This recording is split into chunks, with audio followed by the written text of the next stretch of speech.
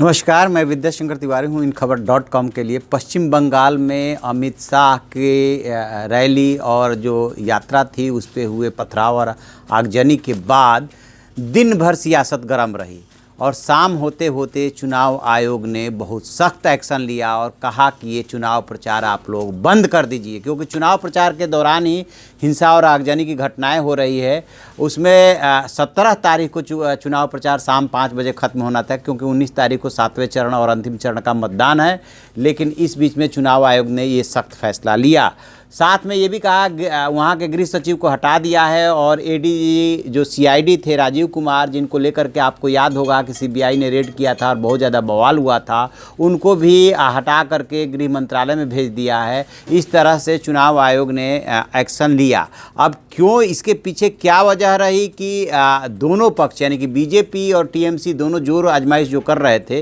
तो इसके थोड़ा सा हम बैकग्राउंड में चलते हैं। तो जो अंतिम चरण का चुनाव है उस पर जो है 59 सीटों पे होना है, उसमें से पश्चिम बंगाल की 8 सीटें हैं और इस बार बीजेपी ने पश्चिम बंगाल को ख़ास तौर से टारगेट किया है कि वहाँ पे लोकसभा की जो 42 सीट्स हैं उसमें से 2014 के चुनाव में उसे 2 सीटें मिली थी और इस बार वो 1.5 दर्जन सीटों के लिए रणनीति बना करके चल रही है। लिहाजा वो उन सीटों पे अपने को केंद्रित किए हुए थी जहाँ वो नेक टू नेक फाइट दे सकती है, जहाँ उसके लिए गुंजाइश बन सकती है। तो पश्चिम बंगाल में भी ध्रुवीकरण की लड़ाई चल रही है और चूंकि ममता बनर्जी को साफ साफ दिख रहा है कि लेफ्ट और कांग्रेस के कमज़ोर होने के बाद दूसरे नंबर की जो पार्टी लगातार चुनाव में बन करके उभर रही है वो बीजेपी उभर रही है। और कुछ दिनों बाद यानी कि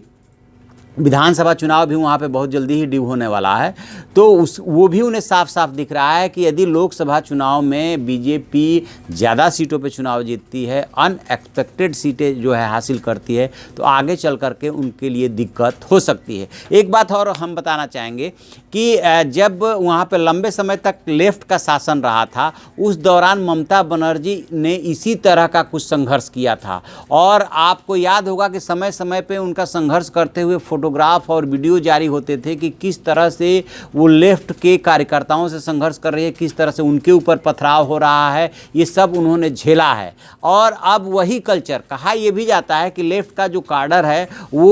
उसमें से कुछ उधर के टीएमसी की तरफ शिफ्ट हुआ है और टीएमसी का जो अपना कार्यकर्ता है उसने लेफ्ट से वही कल्चर सीखी है, वही संस्कृति सीखी है कि किस तरह से उन्होंने सत्ता हासिल किया था। और बीजेपी भी सेम पाथ पे है, क्योंकि वो जान रही है कि टीएमसी को यदि पश्चिम बंगाल में हराना है तो संघर्ष ही एक रास्ता बचता है, क्योंकि वो हिंसा में भी विश्वास करते हैं, वो लोग किसी भी हद तक जाते हैं। लिहाजा बीजेपी कार्यकर्ताओं ने भी उसी बात को एक तरह से अडॉप्ट किया है और दोनों तरफ से जब टकराव बढ़ा तो फिर मामला चुनाव आयोग की तरफ गया। कि एक और बात बता दें कि प्रधानमंत्री नरेंद्र मोदी, उत्तर प्रदेश के मुख्यमंत्री योगी आदित्यनाथ, अमित शाह, एक तरह से ये तीनों के तीनों बड़े चेहरे हैं और हिंदुत्व के चेहरे माने जाते हैं, इसलिए इन तीनों के कार्यक्रम को रोका गया। फिर अमित शाह के काफिले पे पथराव हुआ, उसके बाद जो है दिल्ली में दोनों में जोर आजमाइश हुई, दोनों ने एक दूसरे की शिकायत की, आरोप प्रत्यारोप का दौर चला और अब चुनाव आयोग ने ये कह दिया कि चुनाव प्रचार तत्काल जो है,